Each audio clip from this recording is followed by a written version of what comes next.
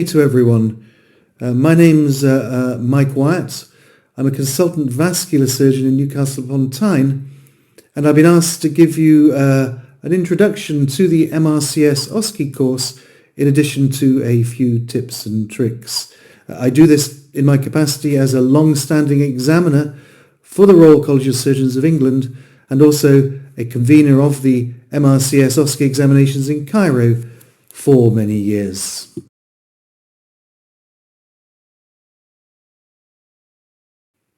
So firstly, what is an OSCE? Well, an OSCE is an objective, structured, clinical examination. It is designed to allow a fair assessment of your knowledge and skills.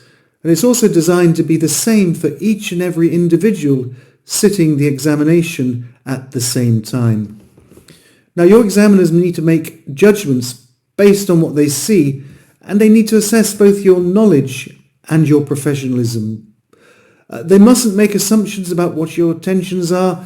So if they can't say, "Oh, I think he meant to tell me that," they only need to mark what you actually tell them.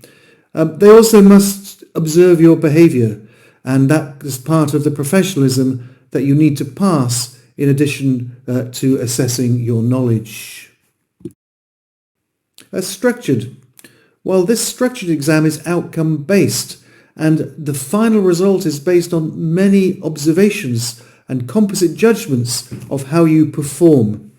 Each question is structured, and the examiners are experienced in getting to the end of the question and will sometimes move you on quickly if you do not know the answers.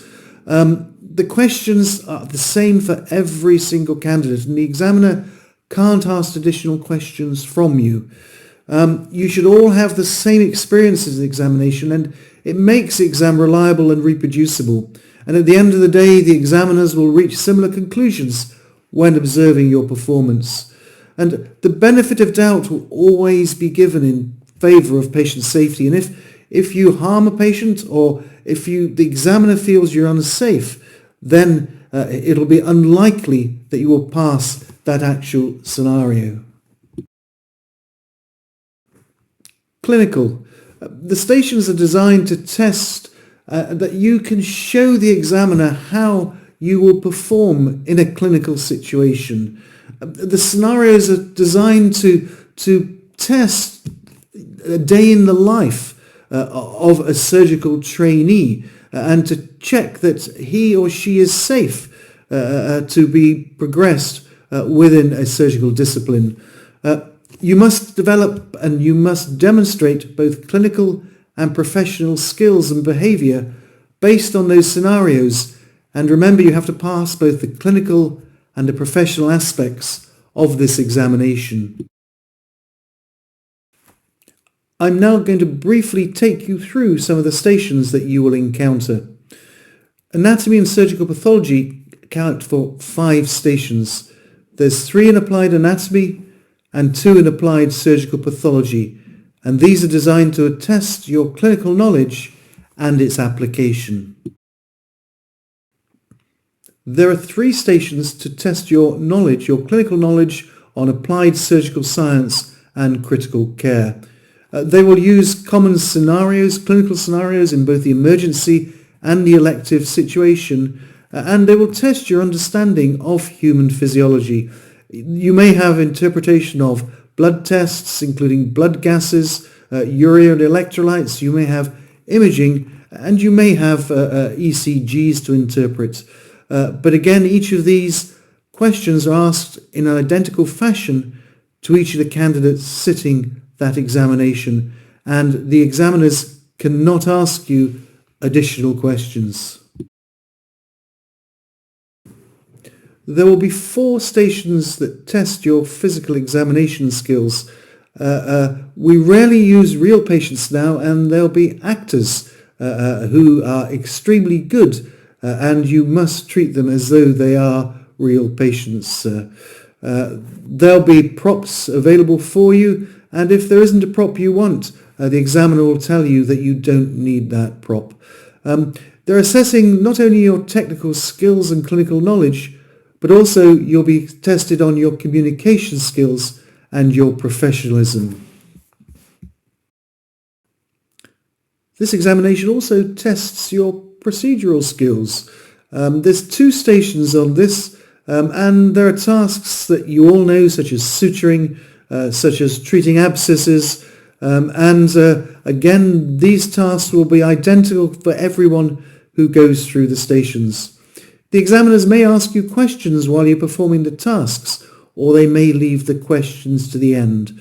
But whatever they do, you have to answer the questions when they are asked. The examiner will often have an assistant, and remember that assistant is not marking you. And again, you're being assessed in your technical skills, your communication, professionalism, and also your knowledge. Communication skills are extremely important to your professional practice, and these will be tested in 4 stations. There's often a clinical examiner and a lay examiner who are testing different aspects of your performance. You may be giving information, you may have to receive information, you may have to talk to patients or relatives. Quite often these are actors, and you've got to treat them as though they're real relative and real patients. There's a telephone station where you've got to communicate with a consultant, and it's extremely important that you do exactly as the examiners ask you in each of these bays. Remember, if you have an actor who has a scenario, they will react to how you treat them. If you're cross with them or curt with them or get upset with them or don't listen to them, they will act accordingly, and your examiners will see how they react and will mark you accordingly. The OSCE exams can be held in different buildings. We use hotels and we use hospitals. You may have individual rooms or cubicles, or you may have a set built like this one in a hotel in India. Remember that there will be some background noise. Please do not let that put you off. Concentrate on the task in hand. You will each start in different stations around an OSCE circuit, and you'll tend to go round clockwise. Don't worry, there are many helpers, invigilators there to check that you are going in the right directions, and you will not get lost. When you start the examination, you'll be led to your station. Please stand with your back to the wall and do not attempt to read the question, which will be on the wall behind you. You'll be told when to start, but before you start and once you're on a circuit, you mustn't speak to or communicate with any of the other candidates. If you're seen to be putting your thumbs up or telling them information about the examination, you'll be deemed to be giving them or gaining unfair advantage, and the supervising examiners will take a really grim view of that, and they will have the power to remove you from the OSCE circuit. Once the OSCE starts, there will be 3 signals, and you need to listen out for these signals, and they are as follows. Move on to the next station. Begin. 3 minutes remaining. And it's extremely important you listen out for those signals. The 3 minutes remaining is for the bays where you're taking a history or doing an examination, and you have to stop when that 3 minutes remaining voice is heard and present your findings. You might hear it in the other stations, but it's only really relevant for history taking and examination, although it will give you an indication of how quickly the OSCE circuit is progressing and how quickly your scenario is progressing in that instant.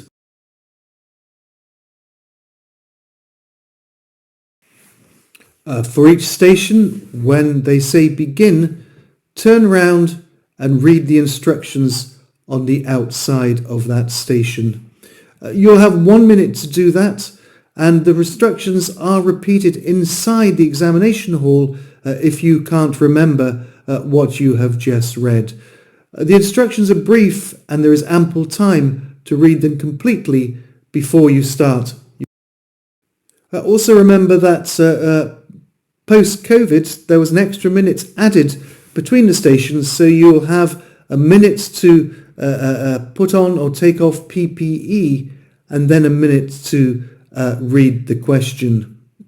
Now, what about the assessment and the pass mark? Well, each station is divided, is marked out of a total of 20 marks, and they are divided between your knowledge, your clinical skill, your communication and your professionalism. You can fail a station. There's no killer station, and there are many candidates pass this examination having failed a station. But you must pass both your communication skills and your clinical skills to be awarded your MRCS Part B. Please remember that you won't know all the answers. I don't know all the answers to all the questions, but you will have sufficient knowledge to pass this examination. You can fail more than one station and still get through. And if you have a bad station, don't let it affect the rest of your examination. Take a deep breath and move on to the next station and start afresh. And we've seen quite often if a candidate has a bad station, they get upset with themselves and they don't perform effectively moving on. Don't let you be that candidate. It's really, really important.